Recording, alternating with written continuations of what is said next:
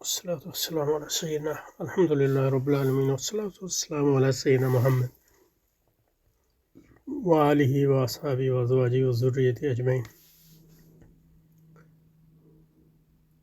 For Plato, the orientation of heuristic. For Plato,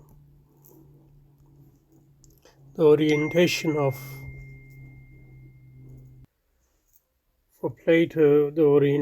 of heuristic to victory at all costs, rather than truth, is morally repellent and represents a deep division between Socrates and the Sophists. But as the practice of question and answer, refutation through contradiction, heuristic is formally in a structure indistinguishable from the Elenchus. Socrates' standard mode of argument in Plato's early dialogues. That's the name of. So basically, heuristic and Elenchus, formally the same type of argument, even though Socrates claims that his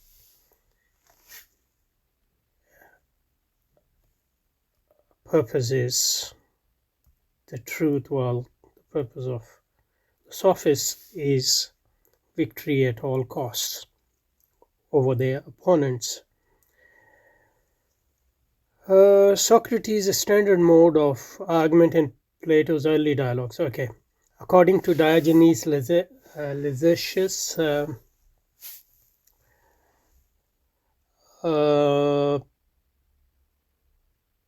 Protagoras, who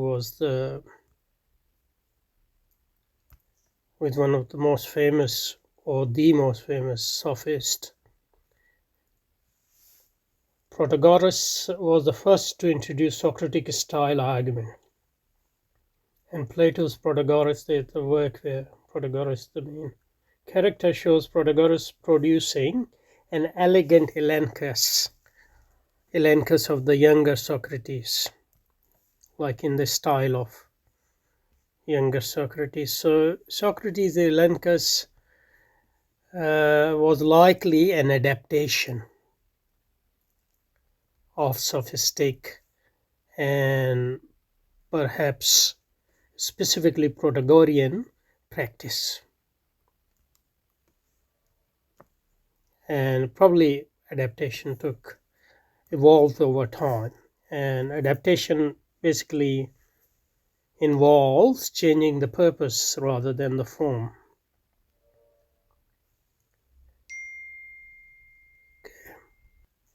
Okay, to modern readers, references to Socrates as Sophist seems bizarre, given Plato's insistence on his distinctive moral mission, that his commitment to the truth. That one of the basic difference which Socrates says, or Plato says, that he has with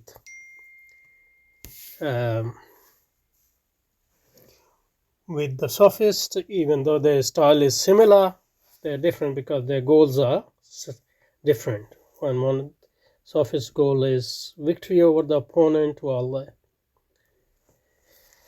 the goal or putative goal of Socrates is the truth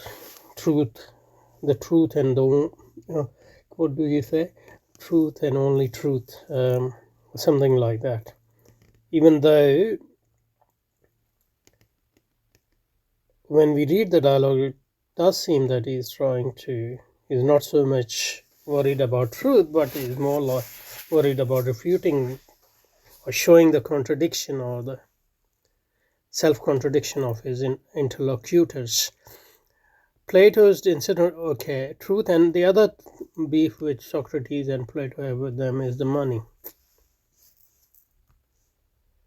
So if you're teaching for money, then probably you are going to compromise truth, I guess. So people shouldn't live by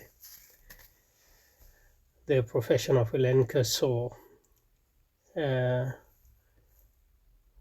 heuristic. But like Protagoras and the others, Socrates occupied himself by discoursing And obviously discourse involves at least two people. Two people are talking to each other.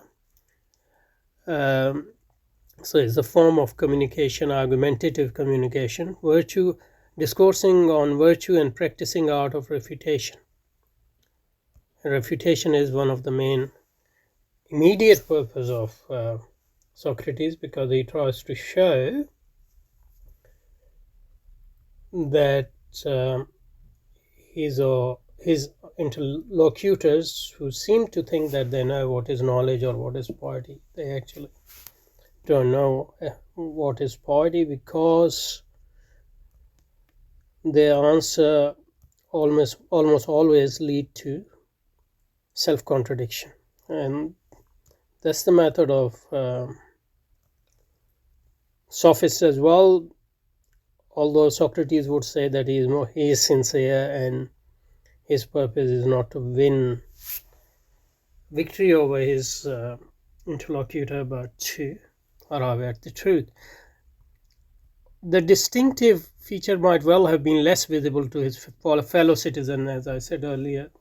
Many of them, or at least some of them, thought that Socrates was actually a sophist, and at least a closet sophist. To extent to which the sophists might, like Socrates, have used their techniques of refutation for serious philosophical purposes is now impossible to gauge, because most of our knowledge about sophists has come through their enemies. Their enemies, that is Plato and Aristotle and Socrates. I mean, Plato and Aristotle and their followers. Okay, so the second one is, okay, now we move on to macrologia. Macrologia, which simply means speaking at length. That's its literal meaning, because the dictionary meaning of so in Latin Latin format you write it macrologia, which is derived from Greek macrologia,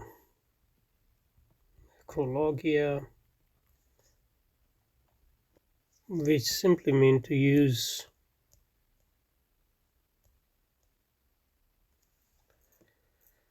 many words. What we would say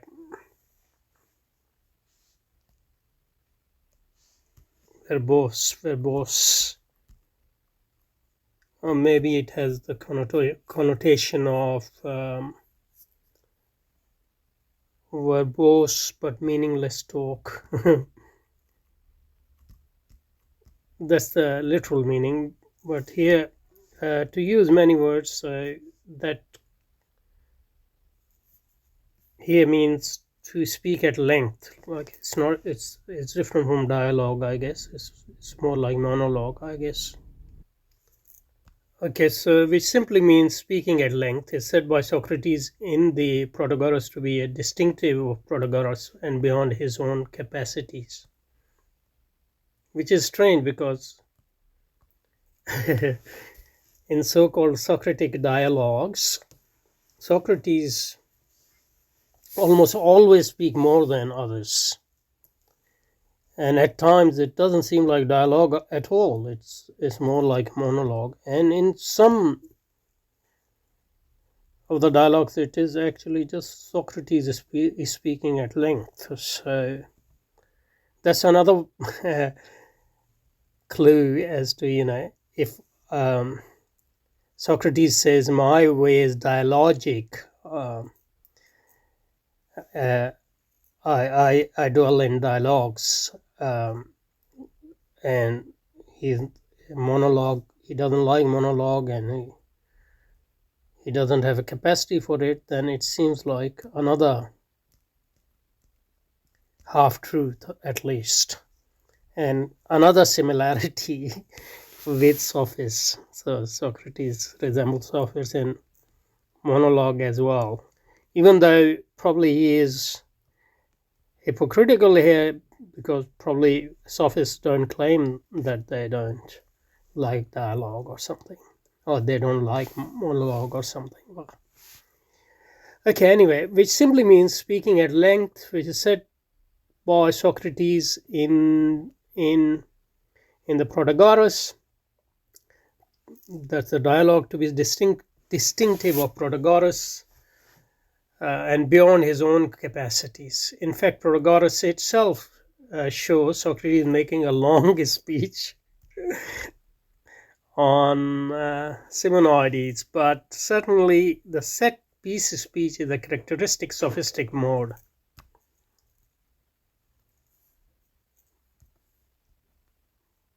But that doesn't mean that Socrates doesn't do that, even though he claims that he doesn't do that. Examples which have survived in different Protagoras' great speech and Gorgias' Helen defense of Parmenides on not being in funeral oration, etc. Gorgias' texts are usually classed as rhetorical epidexes or display pieces. Whether and how we should distinguish between sophistic markologia and rhetorical epidexes is unclear. Okay, so that's the example, make a long story, but certainly, okay. I think just stop here, and next time we'll do the third one.